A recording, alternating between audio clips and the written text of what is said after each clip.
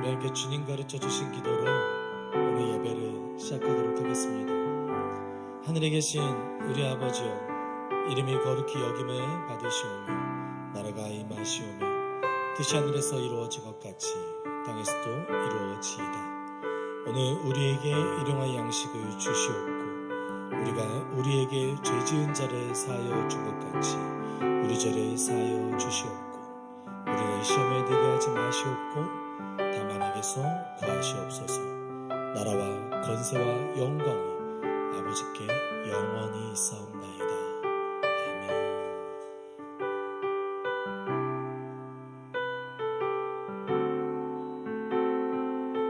우리 함께 고백합시다. 시작됐네. 시작됐네. 우리 주님의 능력이 나의 삶을 다스리고 새롭게 하는 자유 안에 죄와 사망으로부터 나의 삶은 변하고 충만하네. 다시 고백합시다. 시작됐네. 시작됐네. 우리 주님의 능력이 나의 삶을 다스리고 새롭게 하는 자유 안에 죄와 사망으로부터 나의 삶은 변하고 나 충만하네. 은혜로다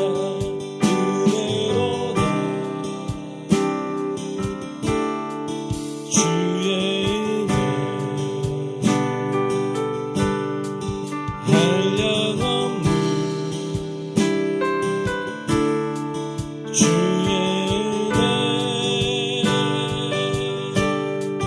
은혜로다 주의 은혜 변함없는 신실하신 주의 은혜. 시작됐네. 시작됐네. 우리 주님의 능력이 나의 삶을 다스리고 새롭게 하는 자유 안에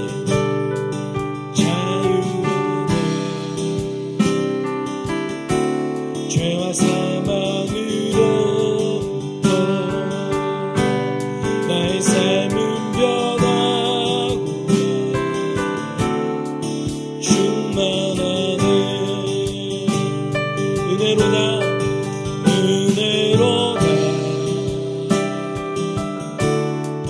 주의 은혜 한량없는 주의 은혜 은혜로다 주의 은혜 변함없는 신실하신 주의 은혜. 고백합시다. 은혜로다 은혜로다 주의 은혜 한량없는 주의 은혜 은혜로다 주의 은혜 변함없는 신실하신 주의 은혜. 그 전심으로 고백합시다. 은혜로다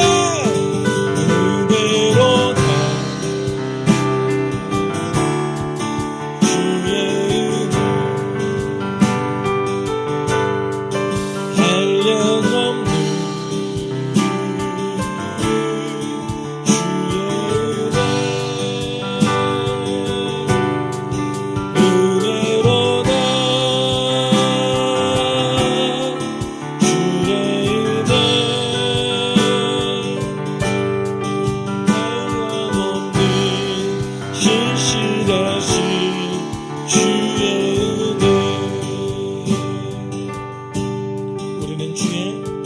우리는 주의 움직이는 교회 이곳은 주님을 위한 자리 내가 기도하는 모든 땅 위에서 하나님 예배받을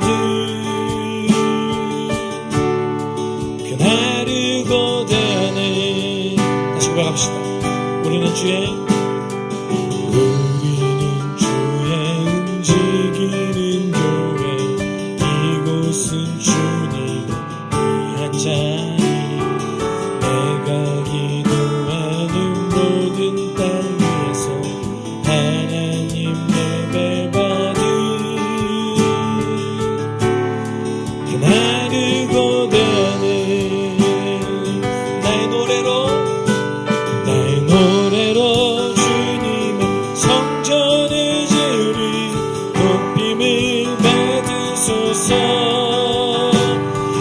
이스라엘의 찬송 증거하실 주님은 거룩하시도다 두 손 들어 주님의 보좌를 만들고 온 맘 다해 경배하리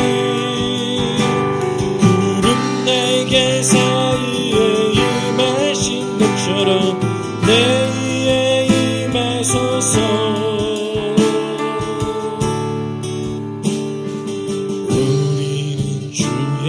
움직이는 교회 이곳은 주님을 위한 자리 내가 기도하는 모든 땅 위에서 하나님 예배받을 그날을 고대하네 고백합시다 나의 노래로 주님의 성전을 지으리 높임을 받으소서 이스라엘 찬송 증거하실 주님은 거룩하십니다 두 손 들어 주님의 보좌를 만들고 온 맘 다해 경배하리 구름 날개 사이에 임하신 것처럼 내 위에 임하소 나의 노래로 주님의 성전을 지으리 높임을 받으소서 이스라엘 찬송 증거하실 주님은 거룩하십니다 두 손 들어 주님 보좌를 만들고 맘 다해 경배하리 구름 날개 사이에 임하신 것처럼 내 위에 임하소서 하나님 우리가 이곳에 섰으니 이 땅을 치유하소서 하나님 우리가 어디에 있든지 주를 높이리라 열방들아 주님을 송축할지어다 그 만날에 입맞추라 영원한 통치자 주 예수 그리스도 그는 위대하신 하나님 우리가 이곳에 섰으니 이 땅을 치유하소서 하나님 우리가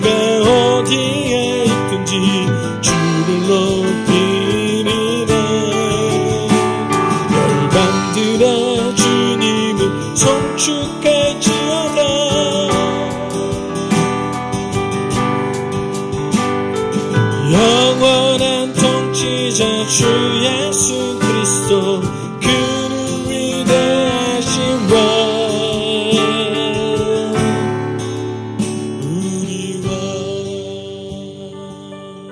이렇게 기도할 때 하나님 오늘 예배 가운데 우리가 온 마음 다해서 당신의 은혜를 구할 수 있는 시간 되게 도와주십시오. 나의 마음을 만져주십시오. 나에게 능력 주십시오. 당신의 사랑을 알아가고 이해할 수 있는 시간 될 수 있게 우리에게 은혜를 허락하여 주십시오. 우리가 함께 기도하도록 하겠습니다.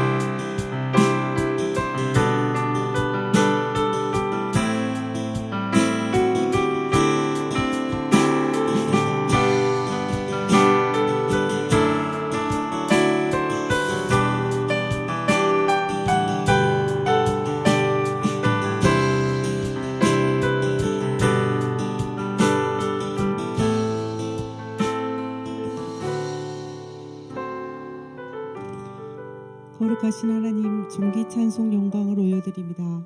한 주간의 삶 가운데 한결같은 사랑으로 붙드시고 선히 인도하심에 감사드립니다.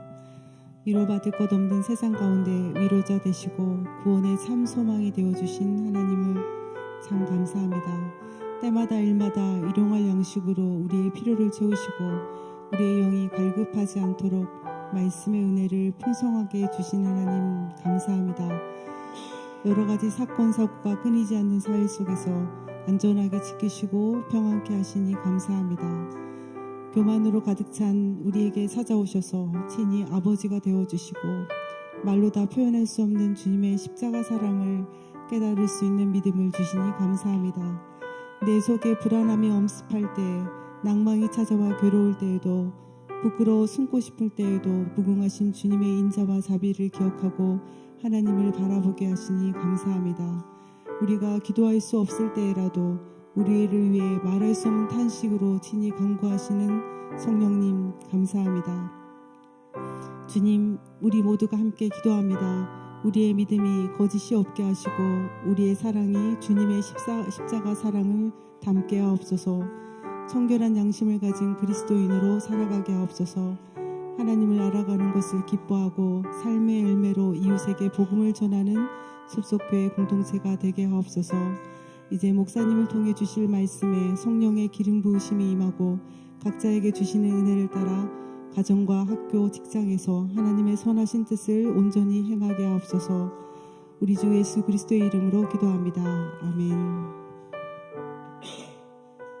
우리 함께 기도할 때 하나님, 우리가 주님께 예물을 드립니다. 우리의 행복이 주님께서 주신 선물이 되지 않게 하여 주십시오. 우리의 행복이 당신을 주인 삼아 살아갈 수 있는 그 삶이 되게 하여 주십시오. 하나님, 당신께 정성스레 예물을 드리오니 받아 주시옵소서. 동시에 우리의 삶도 받아 주시옵소서. 우리가 함께 기도하도록 하겠습니다. 사랑 많으신 하나님 아버지 감사합니다. 하나님, 당신께서 주셨던 그 삶이, 당신께서 주셨던 그 삶의 선물들이 우리의 우상되지 않게 하여 주십시오. 특별히 재물이 우상되지 않게 하여 주셔서 하나님께 우리의 삶을 내어드릴 때 하나님, 당신께서 주신 그 재물 중에 일부를 하나님께 올려드립니다. 하나님, 이것은 그것이 당신의 것이라는 것이 아니라 우리의 삶이 당신의 것이라는 우리의 삶을 드립니다. 하나님, 우리의 소중한 시간들, 우리의 집, 우리의 재물 주님 안에서 거룩하게 사용할 수 있게 하여 주십시오. 그것이 내 것이라고 고백하지 않고 당신 것이라고 고백하며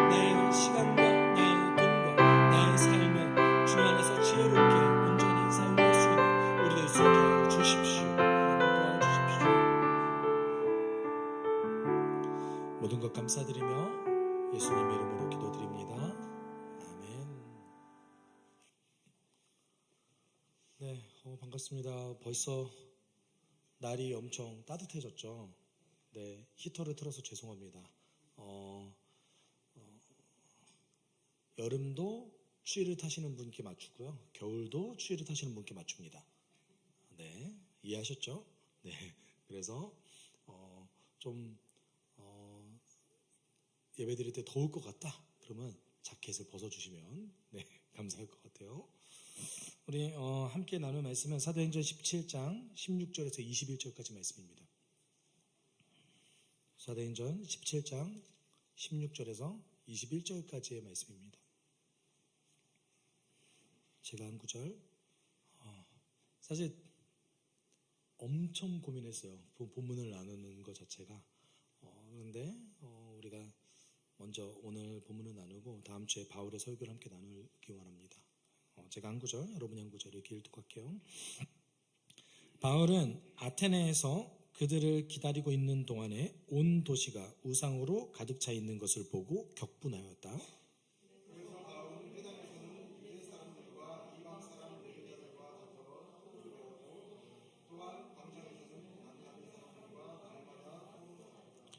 그리고 몇몇 에피크로스 철학자와 스토아 철학자도 바울과 논쟁하였는데 그 가운데서 몇몇 사람은 이 말쟁이가 도대체 무슨 소리를 하려는 것인가 하고 말하는가 하면 또 몇몇 사람은 그는 외국 신들을 선전하는 사람인 것 같다 하고 말하기도 하였다.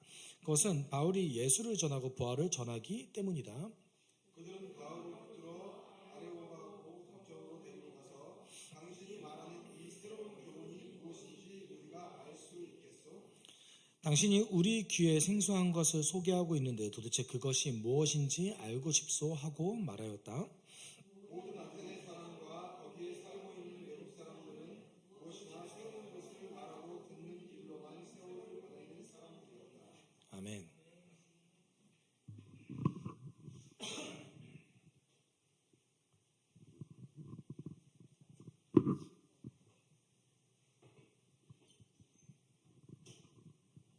네, 여러분 반갑습니다.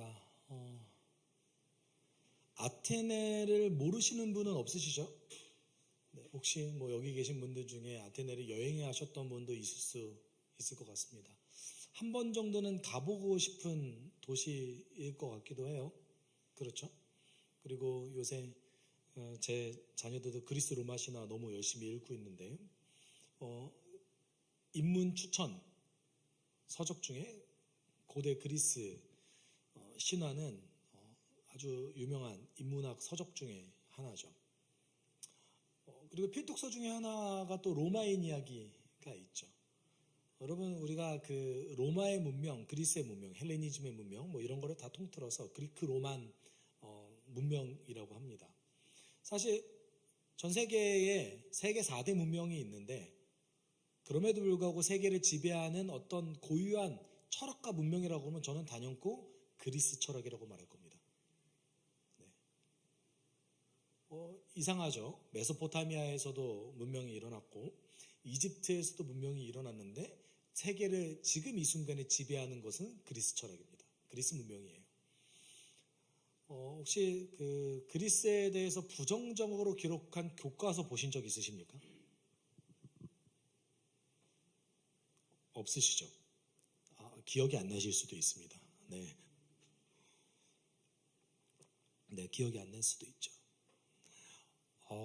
그 서구 인문학자들, 특별히 이제 인문학을 공부하는 대부분의 적어도 글 좀 읽는다는 모든 학자는 그리스 철학에 대해서 부정적인 감정을 가지고 있지 않습니다.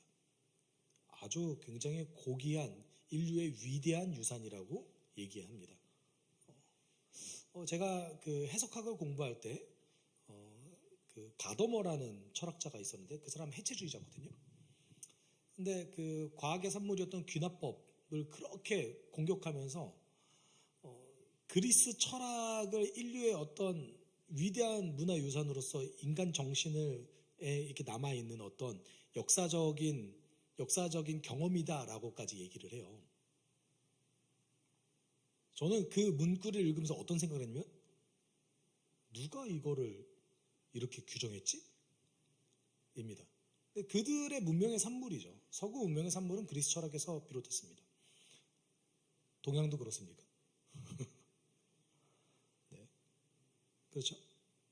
여러분 오늘 바울이 방문한 이 아테네라는 도시는 사실은 로마 제국 전체로 놓고 봤을 때는 외곽에 위치한 지방 도시에 불과할 수도 있습니다. 그러나 그 도시에서 비롯된 철학은 그리고 그 도시에서 비롯된 수많은 체제들은 로마 제국 전체를 지배하는 어떤 굉장히 중요한 영향을 미쳤던 건 사실입니다. 그곳에 바울이 방문했습니다. 어떤 의미에서는 서구 문명의 기원이라고까지 얘기할 수 있는 그곳에 바울이 방문했습니다. 대부분의 지식인들은 그 당대의 아테네라는 도시를 칭찬했습니다. 그리고 아테네에 살고 있는 사람들은 굉장한 자부심을 가지고 있었습니다. 사실 우리도 좀 그런 거 있잖아요. 수원 살지 않고 광교 산다고 얘기하고 성남 살지 않고 어디 살아요? 분당 산다고 얘기하잖아요. 그렇죠? 고향 살지 않고 일산 산대요. 저는 일산이 도시인 줄 알았잖아요. 우리에게도 그런 게 있죠. 어느 곳에 사는 것에 따라서 자부심을 가지는 인간의 어떤 속성들이 있습니다. 아테네에 살고 있는 고대 그리스인들은 굉장한 자부심을 가지고 있었습니다. 네, 굉장한 자부심을 가지고 있었어요. 그 그리스 철학의 뿌리 중 하나, 물론 그리스 철학의 뿌리는 제가 볼 때는 한 두 가지로 보겠습니다. 하나는 존재고 하나는 행복입니다. 만물의 기원은 무엇인가? 인간이 행복하면 어떻게 살아야 되는가? 행복하려면 어떻게 살아야 되는가? 이것을 끊임없이 연구하던 사람들, 질문을 던지는 사람들이 그리스 철학자들이었습니다. 네. 그런데 오늘 본문 속에서는 제가 볼 때는 행복에 초점을 좀 맞춰서 좀 갔으면 좋겠어요. 물론 다음 주 바울의 설교는 존재를 다루고 있긴 합니다. 그러나 행복에 초점해서 한번 맞춰봤으면 좋겠습니다. 그들은 정말 인간이 어떻게 하면 행복할까를 고민했던 사람들이었어요. 오늘 본문 속에서 등장한 에피쿠로스 학파와 스토아 학파 역시도 행복이 무엇인가 때문에 고민하다가 완전 정반대의 이론을 냈던 사람들입니다. 그리고 당대의 지식인들은 그런 그리스 아테네에 살고 있는 사람들의 모습을 보고 그 도시를 굉장히 칭찬했습니다. 근데 성경은 그들의 삶을 어리석다라고 얘기합니다.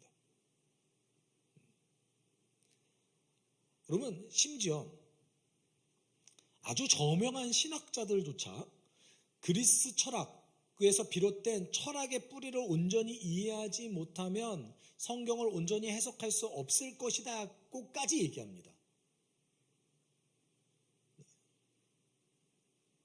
제가 볼 때는 일견 타당한 면은 좀 있습니다. 왜냐하면 사고력을 굉장히 기를 수 있게 되거든요. 철학을 공부했을 때.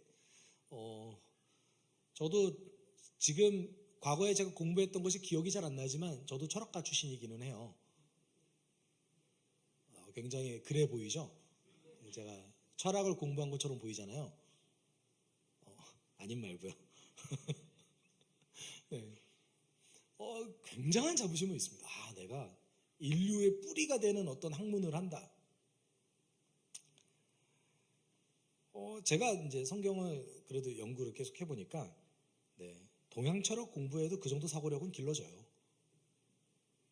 반드시 플라톤 철학을 해야지만 성경을 잘 해석한다. 저는 이렇다고 생각하지 않습니다. 맹자 공부에도 그 정도의 사고력을 기를 수 있습니다. 이거는 약간 서양에서 공부했던 사람들의 사대주의 같은 느낌이에요. 제가 볼 때는. 왜냐하면 그리스 철학에서 얘기했던 그런 부분도 사실은 동양 철학에도 다 있습니다. 근데 제가 말하고 싶은 거는 뭐냐면 정말 그거는 숭고한 인간의 정신인가? 성경은 그렇지 않다라고 얘기하고 있는 거예요. 오늘 본문은 그거를 완벽하게 지적하고 있습니다. 그들은 인생을 허비하는 자들이다. 이상하죠? 행복하기 위해서 뭘 해야 되는가를 끊임없이 연구하고 질문을 던졌던 사람들의 삶을 성경은 인생을 허비하는 자들이다라고 얘기하고 있습니다. 왜 그럴까요? 그래서 오늘 본문을 통해서 우리가 그리스도인이 누리는 참된 행복에 대해서 좀 살펴봅시다. 그리고 왜 이들의 모습을 성경은 어리석다고 얘기했는가? 그리스 사람들의 모습을 한번 고민해 봤으면 좋겠습니다. 당대의 모든 사람들은 그리스 아테네를 칭찬했습니다. 대부분은 칭찬했습니다. 그런데 오늘 본문은 확실하게 규정하고 있습니다. 그들의 모습은 어리석다. 시간 낭비하는 자들이다. 우리와 함께 살펴보면서 그리스도인이 누리는 참된 행복이 무엇인가? 그러려면 우리가 어떤 중심에 서야 되는가를 좀 고민해 봤으면 좋겠어요. 왜냐하면 아테네 사람들이 가지고 있었던 모습을 우리도 갖고 있거든요. 베레아까지 찾아왔던 그 데살로니가 유대인들의 위협 때문에 바울은 아테네까지 이제 마치 도망가듯이 떠밀려 가게 됩니다. 그곳에서 바울은 많은 지식인들이 그곳을 굉장히 칭찬했지만, 그리고 당대에 바울과 함께 동시대를 살았던 유대인 역사가 요세푸스 같은 경우는 아테네를 뭐라고 칭했냐면 그리스 사람들 중에 가장 경건한 사람들이 모여있는 도시라고 칭했습니다. 칭찬한 거죠. 네. 그러니까 유대교인조차 그리스 아테네의 모습을 칭찬했어요. 네. 그런데 바울은 좀 상반된 감정을 가지게 됩니다. 방문했을 때 바울은 아테네에서 그들을 기다리고 있는 동안에 온 도시가 우상으로 가득 차 있는 것을 보고 격분하였다라고 얘기합니다. 여러분, 그 고대 시절에는 철학과 그 신을 분리할 수 없었습니다. 네. 그 어떤 자신의 철학 사상을 펼 때에 신의 이름을 빌려서 하는 경우도 많았고요. 여러분, 그 고대 그리스 철학자들의 책을 혹시 읽어보신 적 있으세요? 당연히 없으실 거라고 생각을 합니다. 네, 혹시 플라톤의 국가, 향연? 네, 감사합니다. 왜 감사하냐면 제가 은퇴할 때까지 설교할 수 있을 것 같아요. 네, 그런 책들 보면은 정말 신에 대해서 많은 언급을 합니다. 네, 그러니까 신에 대해서 얘기하는 것과 철학을 얘기하는 것이 그렇게 별반 다르지 않다고 여기는 그 시대 속에서 철학적이다, 이 도시가 매우 철학적이고 지식적이다라는 것은 그만큼 또 반대로 우상 숭배를 많이 한다라는 말이기도 해요. 네. 그래서 곳곳에 그리스 문명의 그 자신들의 문명의 최고의 자부심은 사실 그들의 신화에 있었거든요. 네. 여러분, 그리스 철학자들에 대한 얘기 막 이렇게 전해 내려진 얘기 들으면 마치 신화 같은 내용들이 되게 굉장히 많아요. 뭐 당연한 것 같기도 해요. 여러분, 우리 그 삼국시대의 그 왕들 얘기 들어보면은 알에서 나오고 그러잖아요. 우리 혁거세 같은 경우는 뭐 알에서 나오고 이러잖아요. 네. 그 시대가 그 시대예요, 여러분. 그렇게 큰 차이가 없는 시대입니다. 네. 그러니까 당연히 이 시대에는 그런 옷을 입는 게 당연합니다. 네, 당연해요. 근데 여기서 격분했다라는 단어는 보통 성경에서 쓸 때 하나님께서 우상 숭배 때문에 굉장히 분노하셨을 때 쓰는 단어예요. 그러니까 바울이 봤을 때 아테네를 보자마자, 많은 사람들이 칭송하는 이 아테네를 보자마자 굉장히 격분하고 이전과는 다른 반응을 보였다라는 거예요. 근데 바울이 그동안 거쳐왔던 도시들, 빌립보, 데살로니가, 베레아, 이곳이 신전이 없었을까요? 우상 숭배가 없었을까요? 그렇지 않아요. 그렇지 않습니다. 근데 아테네가 가지고 있었던 더 과한 측면이 많았다라는 거예요. 결국 바울은 이것 때문에 자신의 선교 전략을 수정합니다. 원래 바울이 했던 선교 전략은 무엇입니까? 중심 멤버가 되는 사람들을 먼저 길러내는 것이 바울의 선교 전략이었습니다. 그래서 회당에 가서 복음을 전했어요. 왜냐하면 그들은 이미 구약 성경을 알고 있으니까요. 그리고 그 과정 가운데 회당 안에서 민족주의 성향을 가지고 있지 않은 이방인들, 특별히 사도행전에서 하나님의 경건한 자들이라고 표현하고 있는데 그들이 대부분 회심을 했습니다. 사실 그러니까 유대인들이 되게 싫어했던 거기도 해요. 자신의 영향력이 팍 줄어드는 느낌이 드니까 싫어했던 거기도 합니다. 그리고 실제로 로마 제국은 유대교와 기독교를 대략 한 70년, 80년 정도까지 구분하지 못합니다. 유대교로 봐요. 근데 이제 사도 요한 시대에 들어서면서부터 이제 그 유대교와 기독교를 분리하기 시작하는 거예요. 아, 여기 다른 데구나. 이렇게 분리하기 시작하는 겁니다. 여러분, 어떻게 전략을 수정했을까요? 17절 좀 같이 읽어볼까요? 그래서 바울은 회당에서는 유대 사람들과 이방 사람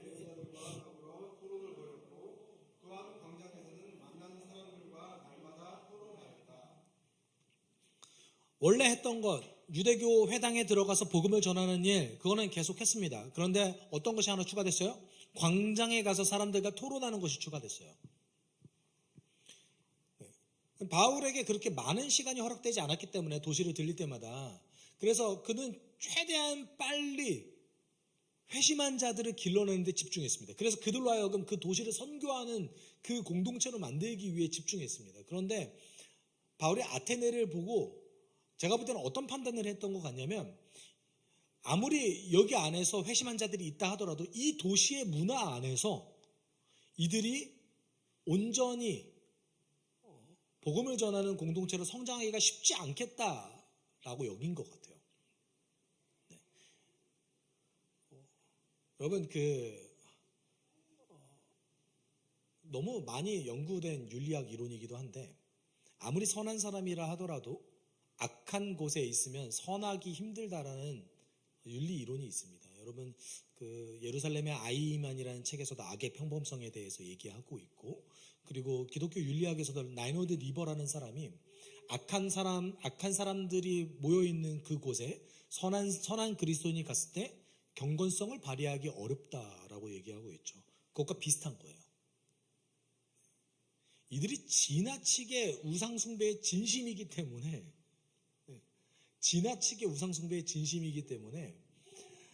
기독교 공동체가, 교회가 형성된다 할지라도 이들이 제대로 된 역량을 펴기가 어렵다고 판단했던 것 같아요. 그래서 바울이 선교 전략을 수정해서 어떻게 합니까? 광장에 나가서 복음 전하기 시작합니다. 광장에 전해서 복음을 전해요. 이게 굉장히 그 바울의 선교 전략에서는 잘 볼 수 없었던 모습이기도 합니다. 그러면 그 광장에서 바울의 말을 들었던 사람들이 어떤 태도를 보일까요? 18절에 그 모습을 두 가지로 요약하고 있는데, 그리고 몇몇 에피크로스 철학자와 스토아 철학자도 바울과 논쟁하였는데 그 가운데서 몇몇 사람은 이 말쟁이가 도대체 무슨 소리를 하는 것인가 하고 말하는가 하면, 또 몇몇 사람은 그는 외국신들을 선전하는 사람인 것 같다 하고 말하기도 하였다. 그것은 바울이 예수를 전하고 부활을 전하기 때문이다. 두 가지 반응이 있죠. 첫 번째는 말쟁이라고 여겼습니다. 당시에 그런 직업을 가지고 있는 사람이 있었어요. 세계를 돌아다니면서 풍문을 듣고 우스꽝스러운 그 말재주로 사람들에게 그 말을 전하면서 먹고 살아갔던 사람들이 있었어요. 네. 뭐 어떤 사람은 그거를 되게 아주 고급스럽게 표현해서 음유시인 이렇게 얘기하기도 하는데, 네. 뭐 누가 봤을 때는 음유수인이 될 수도 있고, 뭐 방법은 다양하니까요. 누가 봤을 때는 말쟁이가 될 수도 있는 겁니다. 그런 종류의 사람으로 봤어요. 이상한 소리를 하니까요, 바울이. 쟤 도대체 무슨 소리를 하는 거야? 네. 근데 웃긴 거는 말쟁이라고 얘기하지만 바울은 아마 웃기진 못했을 거예요. 재미는 없었을 것 같아요. 제가 재미없듯이. 네. 그리고 또 한 가지, 어떤 사람들은 이렇게 보기도 했죠. 외국신을 선전하는 사람인가 보다. 왜냐하면 그들이 단 한 번도 듣지 못했던 예수라는 신을 얘기하고, 그리고 그들의 그 삶 가운데 전혀 상상하지 못했던 부활에 대해서 얘기하고 있습니다. 부활은 그들의 인생 가운데 어떤 한 번도 들어보지 못했던 것들이에요. 네. 여러분 그 상황 가운데서 사람들은 그럼에도 불구하고 몇몇 사람들이 바울의 말에 굉장한 호기심을 가집니다. 그렇죠? 그래서 19절에 이렇게 얘기하죠. 그들은 바울을 붙들어 아레오바고 법정으로 데리고 가서 당신이 말하는 이 새로운 교훈이 무엇인지 우리가 알 수 있겠소? 라고 이제 얘기합니다. 여러분 이게 지금 법정으로 끌고 가니까 체포되는 걸까요? 체포되는 걸 수도 있잖아요. 아레오바고 법정에 가는 거니까. 아레오바고가 원래 법정입니다. 법정. 광장이라는 곳이 있어서 그곳에서 굉장히 중요한 그 도시의 어떤 그 판결을 내리는 곳이었어요. 그래서 범죄자를 판결하기도 했고, 그 도시의 중요한 이슈를 그 판사가 판결문을 내리는 곳이기도 했습니다. 동시에 그 아레오바고라는 곳은, 아레오바고 광장은 아테네 사람들에게 가장 중요한 어떤 그 강연장 같은 곳이었어요. 네. 그래서 아테네 사람들이 흥미를 느낄 만한 어떤 주장을 하는 자들을 아레오바고에 초청을 해서 그들의 강연을 듣는 곳이기도 했던 거죠. 그러면 바울은 정식으로 어떤 초청을 받은 거예요? 네, 강연자로 초청받은 거예요. 세바시 한 거죠, 여기 가서. 네, 15분 했는 건지는 잘 모르겠습니다. 이곳에 가서 테드 한 거예요. 네. 이렇게 정식으로 초청받았습니다. 여러분, 이런 굉장히 아테네 사람들이 바울이 얘기했던 그 복음에 굉장히 흥미를 느꼈을 것이다 라고 우리는 추측해 볼 수 있잖아요. 흥미를 느낀 거 사실입니다.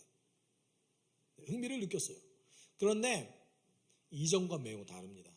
매우 다른 종류의 흥미예요. 과거에는 바울이 정말 유대 배경이 전혀 없는 자들에게 복음을 전했을 때에 그들이 온전히 반응하거나 온전히 반응하지 않는 모습 두 가지만 보여줬어요. 근데 오늘 바울에게 이렇게 흥미를 느낀 자들 그 모습을 21절이 평가를 내리고 있습니다. 21절 좀 같이 읽어볼까요? 모든 아테네 사람과 거기에 살고 있는 외국 사람들은 무엇이나 새로운 것을 말하고 듣는 일로만 세월을 보내는 사람들이었다. 지금 어떻게 평가하고 있습니까? 이들이 바울이 전하는 복음을 어떤 한 특정한 지식이라고 받아들이고 이 지식을 아는 것에만 흥미를 느낀 거예요. 새로운 지식이네. 이걸 알아야겠다. 왜냐면 아테네 사람들이 어떤 사람들이에요? 철학적 유행에 시간을 낭비하는 자들이라고 21절이 평가하고 있거든요. 이것이 사도행전이 아테네를 평가하고 있는 구절입니다. 나레이터가 이렇게 얘기하고 있는 거죠. 여러분, 대다수 사람들은 아테네를 칭송했습니다. 요세푸스는 헬라 사람들 중에서 가장 경건한 사람들이 모인 곳이다 라고 하면서 그 도시를 마치 경건한 도시인 것처럼 얘기했습니다. 성경은 뭐라고 얘기합니까? 세월을 낭비하는 안타깝고 어리석은 자들이 모인 곳이라고 얘기하고 있습니다. 여러분, 이런 아테네의 모습은 바울의 전도 전략조차 수정하게 만들었던 거죠. 이 아테네에서만 이렇게 합니다. 여러분, 이런 의미에서 왜 성경은 이 아테네의 모습을 어리석다, 세월을 낭비하고 있다라고 얘기할까요? 지식을 알아가는 거 중요한 거 아닙니까? 그렇죠?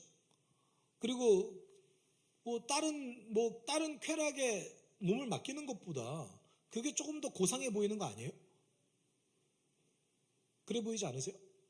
네, 그래요. 저도 요새 좀 요즘 유행하는 건지 이전에 유행하는 건지 잘 모르겠는데 우리도 두 가지 분류의 삶을 나누잖아요. 하나는 인생을 그냥 즐기려고 노력하거나 또는 마치 갓생을 산다고 그러죠. 인생의 성취를 위해서 금욕하고 나의 지금 오늘을 포기해서 최선을 다해서 그 성취를 바라는 삶을 살아가거나. 그럼 둘 중에 어떤 걸 하면 행복합니까?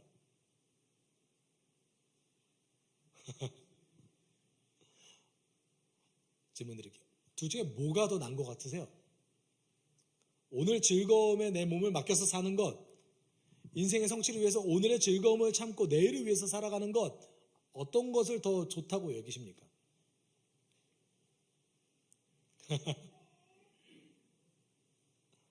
오늘 성경에서 그 두 가지 종류의 사람들을 이미 거론했어요.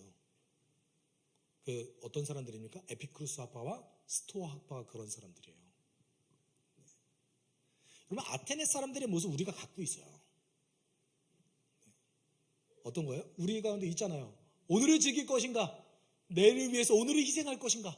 아, 정말 어려운 문제입니다. 그렇죠? 어떠십니까? 둘 다 가능하다라고 여기시는 분 혹시 계십니까? 아, 그렇죠. 여러분들 다 둘 중에 하나는 선택해야 돼라고 생각하시죠? 아니에요? 아니, 저만 죄송합니다. 성경은 둘 다 가능하다 얘기합니다. 왜냐하면 인생의 즐거움, 인생의 성취는 행복의 필요 조건이 아니기 때문에 그렇습니다. 그거 성취한다고 그렇게 살아간다고 우리 행복하지 않아요. 물론 여러분 즐거워야 살죠. 아니에요? 어떻게 즐겁지 않고 살아요? 뭔가 성취를 해야 살죠. 중요합니다. 중요한데 그것을 한다고 해서 우리가 더 행복하지 않습니다. 그래서 성경은 균형적인 삶의 원리를 얘기하는데 그 둘 다 중요하다고 얘기해요. 마치 성경은 마치 내 인생의 뼈를 갈아 마셔서 단 1분 1초도 아끼지 말고 주를 위해서 살아야 된다고 여러분 생각하시죠? 여러분 혹시 그렇게 생각하세요? 아멘 아멘. 여러분 그렇게 생각하잖아요. 성경의 위인들이 그렇게 살았잖아요. 여러분 웨슬리가 너무 많은 스케줄이 있어서 말을 타고 가면서 마차를 타고 가면서 설교 준비했어요. 그러면서 그의 책에 뭐라고 그랬냐면 내 인생에 단 한 올도 제로 남기지 않기를 원하노라. 미쳤어요 이 사람은. 여러분 이런 삶이 주를 위한 삶이야 라고 여기지 않으세요? 기억하십시오. 1세기에서 3세기까지 영성가들이 영성에 가장 방해되는 것이 무엇입니까? 라는 질문에 뭐라고 대답했을 것 같습니까? 아주 의외의 대답을 했습니다. 피곤. 뭐라고요? 피곤. 여러분 바쁜 삶은 오히려 악에 가깝습니다. 실제로 이와 관련된 실험들이 많이 있습니다. 어떤 길거리에서 이렇게 도움이 필요한 사람을 눕혀놓고 누가 이런 사람을 도울 것인가? 어떤 사람이 도왔다는 통계가 나오냐? 안 바쁜 사람이 도왔다. 바쁜 사람들은 다 뛰어가더라. 우리는 의식적으로 내일을 위해서 오늘의 즐거움을 포기하는 것이 내 행복의 어떤 요소라고, 그것이 좀 더 바람직하다라고 여기는 어떤 생각도 좀 있는 것 같아요. 안 그런 반대의 생각도 좀 있죠. 어차피 이번 생은 망했으니 오늘 하루를 즐기며 살아가자. 두 가지 부류로 나누잖아요. 그렇죠? 오늘 성경에 등장하는 에피쿠로스 학파는 대표적인 불가지론자였습니다. 불가지론자가 뭐냐면 미래 알 수 없다. 신에 대해서도 우리가 온전히 어떻게 알 수 있냐, 신적 존재를. 그러니까 신적 존재는 부인하지 않습니다. 근데 멀기 때문에 우리가 신에 대해서 그렇게 큰 관심을 가지지 말고 오늘의 즐거움에 집중하자. 이렇게 생각하는 사람들이 에피쿠로스 학파들이었습니다. 물론 이 안에는 굉장히 깊은 철학적 요소들이 있었어요. 그냥 우리가 쉽게 쾌락주의자 이렇게 얘기할 정도의 깊이는 아니에요. 아주 깊은 철학적 요소가 있는데 그럼에도 불구하고 이들은 이렇게 얘기했어요. 이들을 얘기하는 아주 대표적인 어떤 정의가 뭐냐면 디오게네스라는 사람 혹시 모르실 거라고 생각해요. 이 사람이 알렉산더 대왕 앞에서도, 이 사람은 에피쿠로스 학파 사람은 아닌데 알렉산더 대왕 앞에서 반말하고 막 이랬던 사람이에요. 그래서 주변 부하들이 얘 죽여야 돼요 막 이랬는데 그 대화 가운데 알렉산더 대왕을 설득하고 알렉산더 대왕이 뭐라고 얘기했냐면 이 사람에 대해서 야, 내가 왕이 아니었으면 이 사람처럼 살고 싶다 이렇게 얘기했던 사람이에요. 근데 이 사람이 에피쿠로스 사람들을 관찰하면서 뭐라고 얘기했냐면 이렇게 얘기했어요. 신은 두려워할 것도 없고 죽음은 생각할 것도 없다. 선은 달성할 수 있고 악은 인내할 수 있다. 뭔 말입니까? 에피쿠로스 학파 사람들의 선은 즐거움을 누리는 거예요. 오늘의 즐거움 우리가 달성할 수 있다. 돈이 없어도 우리가 조금 불행한 삶을 살아가도 인내하면서 오늘의 즐거움 정도는 충분히 달성할 수 있다. 그렇게 살자. 설득력 있죠? 없나요? 전 설득력이 있는데. 반대로 스토아 학파 사람들은 미덕을 성취하는 것이 가장 큰 인생의 과업이었습니다. 그래서 우리가 보통은 이제 금욕주의자로 알려져 있는데 그들은 정의를 실천하고 선을 행하며 자신이 가지고 있는 그 용기와 미덕, 절제 이거를 행하는 것을 가장 중요하게 여겼던 사람들이었어요. 어떤 미덕을 성취하는 것을 위해서 오늘의 즐거움을 참는 거죠. 여러분 여기 계신 분들 중에서 운동 좋아하시는 분 계십니까? 운동은 내 스스로를 고통스럽게 하는 것 중에 하나잖아요. 네, 저도 요새 짐에 가서 뛰거든요. 고통스러워요. 네, 목표량이 가기 전까지 빨리 끄고 싶어요. 눈앞에 스탑 버튼을 빨리 주먹으로 때리고 싶다. 네. 근데 그 운동을 마무리했을 때의 그 쾌감 때문에 하는 거 아닙니까? 그 즐거움 때문에 하는 거 아니겠어요? 그렇죠? 스토아 학파 사람들이 이와 비슷한 종류의 사람들이었던 거예요. 네. 여러분 우리에게도 이런 종류의 것들이 있죠. 오늘의 즐거움이냐 내일의 성취냐. 근데 성경은 그것을 뭐라고 얘기합니까? 오늘의 즐거움 중요하다. 내일의 성취 중요하다. 근데 그것이 인생에 추구할 것은 아니다. 이렇게 얘기하고 있죠. 오늘의 즐거움에 집착하면 더 큰 즐거움을 우리는 요구합니다. 네. 여러분 집을 구매하시거나 이사를 가시거나 휴대폰을 사시거나 여러분 인생에서 굉장히 갖고 싶은 것들을 구매하셨을 때의 반응 한 일주일까지 가시나요? 한 며칠 좋으시죠? 그리고 원래 있던 거가 돼요. 원래 있던 거잖아요. 그리고 다른 쇼핑 목록을 찾고 있습니다. 우리는. 아닙니까? 여러분 현대 20대 30대가 방황하는 이유 중에 하나가 뭔지 아십니까? 직업을 인생에 달성해야 될 성취로 놓고 봐요. 그럼 내가 이 직업을 달성하면 뭐 하고 살 거예요? 그걸 통해서 어떻게 살 건데요? 성취하면 끝납니까? 성취하면 또 다른 성취할 것들이 눈에 보이죠. 그렇죠? 여러분 그것이 행복의 조건이 될 수 없습니다. 성경은 그래서 뭐라고 얘기합니까? 우리 같이 읽어봅시다. 마태복음 5장 48절에 이렇게 얘기했습니다. 그러므로 하늘에 계신 너희 아버지께서 완전하신 것 같이 너희도 완전하여라.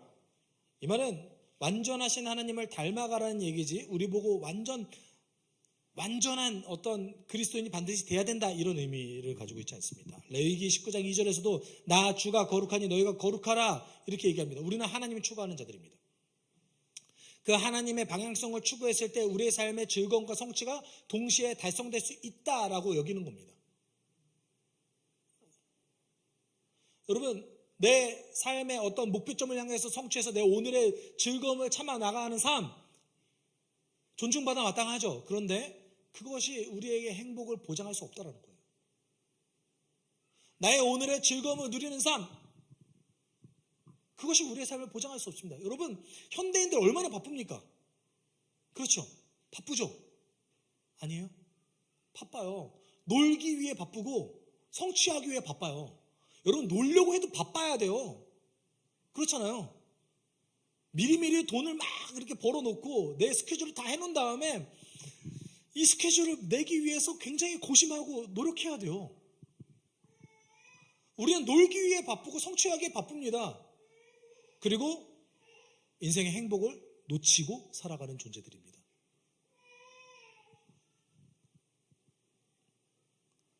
제 개인적으로는 그래서 교회의 어떤 사역의 스케줄이 빼곡한 교회들은 오히려 개인의 영역에서 삶의 선을 행하기가 훨씬 어렵다라고 여기는 사람입니다. 즐거움을 위해서 내 인생의 모든 것을 올인하는 사람도 잘못됐고, 성취를 위해서 내 인생의 모든 것을 빼곡하게 살아서 스케줄링을 조절하는 사람도 잘못된 인생을 살아가는 겁니다. 여러분, 성경에 한 가지만 있다고 생각하지 마십시오. 바울이 주를 위해서 살든지 죽든지 주의 영광 위해 살겠노라, 그거 재밌어서 하는 거예요. 거짓말 같죠? 진짜요. 그 삶이 즐거워서 하는 거예요. 여러분, 왜 이건 생각 안 합니까? 다윗이 고백하잖아요. 여호와는 나의 목자시라, 내게 부족함이 없으리로다. 여러분, 그 찬양이 열심히 바쁘게 막 노력해서 얻어지는 찬양이라고 생각합니까?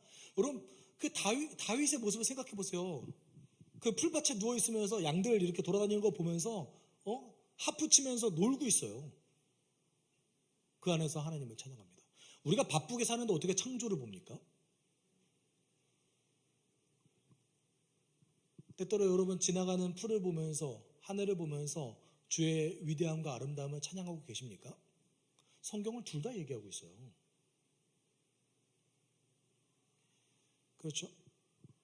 여러분, 우리가 이렇게 뭔가 하나에만 집착해서 살아가는 인생이 아테네 사람들의 모습과 무엇이 다릅니까? 여러분, 인생의 행복은 무엇이 가져다 줄 수 있습니까? 하나님을 추구하면서 얻을 수 있습니다. 제가 어제 저와 함께 미국에서 함께 유학을 했던 한 형제와 굉장히 깊은 대화를 나눌 기회가 있었습니다. 그 형제가 우리 교회에 왔어요. 그래서 사실 어제 제가 이제 설교를 준비해야 되는데 12시부터 한 7시까지 그 친구와 함께 있었어요. 굉장한 인자입니다. 그 친구가 칭화대를 나오고, 그리고 웨스트민스터에서 MDiv를 하고, 그러니까 신학 석사를 하고, 아버지가 선교사이기 때문에 얼마나 자랑스럽겠어요. 너무나 학력도 좋고, 그리고 굉장히 그 인품도 좋아요, 이 친구가. 근데 이 친구가 삶의 방향성을 잃고 지금 고민하고 있는 부분이 뭐였냐면, 누군가의 기대감과 자신의 행복 사이에서 갈등을 하고 있더라고요. 근데 그렇게 문득 우리가 대화를 나누다가 어떤 거를 발견했냐면, 이 친구를 둘러싸고 있는 모든 사람들이 이 친구를 도구적으로 보고 있다는 걸 우리가 발견했어요. 이 친구 중국어 너무 잘하고요, 영어도 잘합니다. 네, 경제학을 공부했기 때문에 뭐 탁월합니다. 3개 국어를 하고요. 그래서 이 친구를 둘러싼 모든 목사들이 어떻게 하면 얘를 이용할까? 얘를 그 외국인 그 예배 런칭하는데 좀 썼으면 좋겠는데, 심지어 컴퓨터도 잘해요. 네, 영상 편집도 잘하고요. 그러니까 이 친구 자체가 스마트한 거죠. 근데 그때 제가 그 친구에게 뭐라고 얘기해 줬냐면, 형제는 너를 사람 대접할 수 있는 교회를 갔으면 좋겠다. 너를 도구로 보지 않고. 제가 이렇게 얘기해 줬어요. 그냥 문득 그렇게 얘기했거든요. 제 말을 듣자마자 펑펑 우는 거예요. 제가 당황했어요. 펑펑 우는 거예요. 이 친구의 아버지조차 이 친구를 도구적으로 보고 있는 거예요. 자신의 그 어떤 자랑과. 여러분, 우리가 기억해야 됩니다. 하나님은 우리를 수단으로 여기지 않으시고 목적 삼으십니다. 우리의 행복이 하나님의 목적이에요. 그것을 위해서 예수가 죽으셨고, 그것을 위해서 우리의 삶을 청사진을 설계하셨고, 그것을 위해서 성령을 보내셔서 우리를 지금 도우고 계십니다. 우린 착각합니다. 우리는 하나님의 수단이라고. 아니요, 주의 일을 행하는 것이 우리의 행복이기 때문에 그런 모습이 등장하는 것 뿐인 거지, 우리의 삶의 최고의 권위는 그렇기 때문에 우리가 행복하기 위해서는 당신께서 나를 지금 이 순간에도 조건 없이 사랑하신다. 나에게 새로운 삶의 의미를 부여해 주시고 나의 삶이 가치 있게 여겨주신다. 나와 나의 삶의 열매와 상관없이. 여러분, 이 주를 향한 우리의 믿음이 우리를 행복하게 하는 거예요. 그렇지 않아요? 여기 자녀를 키우셨던 분들, 과거에 저희 부모님이 계셔서 제가 약간 정말 그렇게 생각하실까 고민되긴 하는데, 과거에 자녀를 길렀던 여러분의 과거의 기억이 행복으로 좀 남아 계시죠? 감사합니다. 고개를 끄덕여 주셔서. 네. 왜 그런지 아세요? 단 한 번도 그렇게 조건 없이 사랑을 누려본 적이 없어서 그래요. 여러분, 우리가 조건 없이 사랑 준 거 아니에요. 자녀들에게. 자녀가 우리를 조건 없이 사랑했어요. 아무리 못된 부모라도 자녀는 조건 없이 사랑해요. 여러분, 그거를 우리가 인생에 한 번 누릴 수 있는 거예요. 그런 의미에서 자녀는 낳고 기를만 하지 않아요? 네. 여러분, 우리가 그 조건 없는 사랑을 누릴 때 우리 행복할 수 있습니다. 그리고 나의 걸어가는 그 삶이 가치 있고 의미가 있다고 여겼을 때에 우리는 삶의 행복을 누릴 수 있습니다. 나의 즐거움이 행복하게 하는 것이 아니고요. 나의 성취가 나를 행복하게 하는 거 아닙니다. 하나님이 우리를 향해서 어떤 시선을 가지고 있는지를 우리가 발견했을 때 우리는 행복한 삶을 살아갈 수 있는 거예요. 하나님은 우리를 수단으로 여기지 않고 목적으로 계십니다. 그 하나님의 시선을 스바냐 3장 17절에 이렇게 얘기하고 있습니다. 같이 읽어볼까요? 너의 하나님 여호와가 너희 가운데 계시니 그는 구원을 베푸실 전능자이시라. 그가 너로 말미암아 기쁨에 이기지 못하시며 너를 잠잠히 사랑하시며 너로 말미암아 즐거이 부르며 기뻐하시리로다. 아멘. 우리 같이 기도했으면 좋겠습니다. 여러분, 성경에는 자신의 인생의 모든 것을 들여서 주를 위해서 인생의 한 올까지 바쳤던 인생의 모습이 등장하지만 동시에 반대로 한가롭게 즐거움을 누리면서 하나님을 찬양하는 모습도 등장합니다. 주를 위해서 최선을 다하는 삶도 때때로는 멈춰서 그가 만드신 세상을 즐기고 누리는 것도 모두 우리를 향한 하나님의 계획의 일부입니다. 우리의 행복의 조건은 하나님이 주시는 그 조건 없는 사랑과 삶의 목적이 가장 중요합니다. 여러분, 지금 이 순간 함께 기도할 때 하나님, 지금 이 순간에도 나를 사랑하셔서 내가 행복하게 원하시는 그 주님의 놀라운 사랑을 내가 경험하게 하여 주십시오. 그 하나님의 그 따스한 시선을 내가 느끼며 오늘 하루 살아갈 수 있게 나를 인도해 주십시오. 우리가 함께 이렇게 기도하도록 하겠습니다. 사랑을 하신 하나님 아버지 감사합니다. 우리를 지금 이 순간에도 도와주시는 인도하시는 하나님의 놀라운 사랑을 하나님 우리가 경험하기 소망합니다. 하나님, 누군가는 즐거움을 위해 살고 누군가는 내일의 성취를 위해 살아갑니다. 그러나 하나님께서는 즐거움과 성취 모든 것을 당신을 추구하며 이루길 원한다는 것을 우리는 알고 있습니다. 우리는 그것을 믿고 있습니다. 하나님, 주님 안에서 즐거워하게 하여 주시고 주님 안에서 때때로는 누리게 하여 주시고 주님 안에서 하나님 나의 모든 것을 들여서 당신을 위해 살아갈 수 있는 것을 주십시오. 하나님, 우리를 행복하게 소망하는 그 당신의 능력을 우리가 보기를 원합니다. 오늘 하루도 당신 안에서 즐거움을 누리기를 소망하는 우리가 되게 하여 주십시오. 오늘 하루도 내 삶의 가치를 가지고 조건 없는 당신의 사랑과 하나님의 삶의 가치와 의미를 누리며 살아갈 수 있는 우리 될 수 있게 하여 주십시오. 사랑하는 하나님 아버지, 우리를 수단으로 대하지 않으시고 우리를 지금 이 순간에도 목적으로 여기시는 그분의 놀라운 사랑을 우리가 체험하며 알아갈 수 있게 하여 주십시오. 주님 인도해 주십시오. 사랑이 많으신 하나님 아버지, 오늘도 우리를 불러주심에 감사를 드립니다. 하나님, 당신께서 우리를 수단 삼으시지 않으시고 우리를 목적으로 여기심을 우리를 기억하게 하여 주십시오. 조건 없는 당신의 사랑을 누리고 나의 오늘 하루가 정말 가치 있다라고 여기며 하루를 살아갈 수 있게 우리를 인도하여 주십시오. 누군가는 즐거움을 위해서 살아가고 누군가는 내일의 성취를 위해서 살아가지만 하나님을 추구하는 자들에게 즐거움과 성취가 동시에 있을 줄 믿습니다.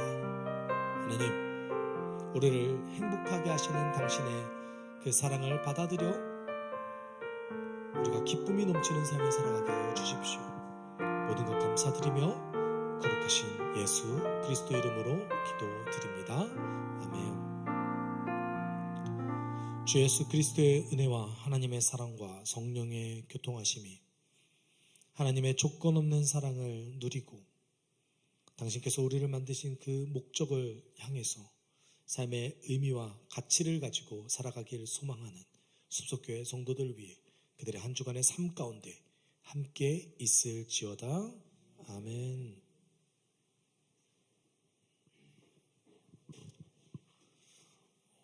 네, 감사합니다. 네, 반가워요. 우리 전후좌우로 그래서 인사 정도만 합시다. 네, 안녕하세요. 네,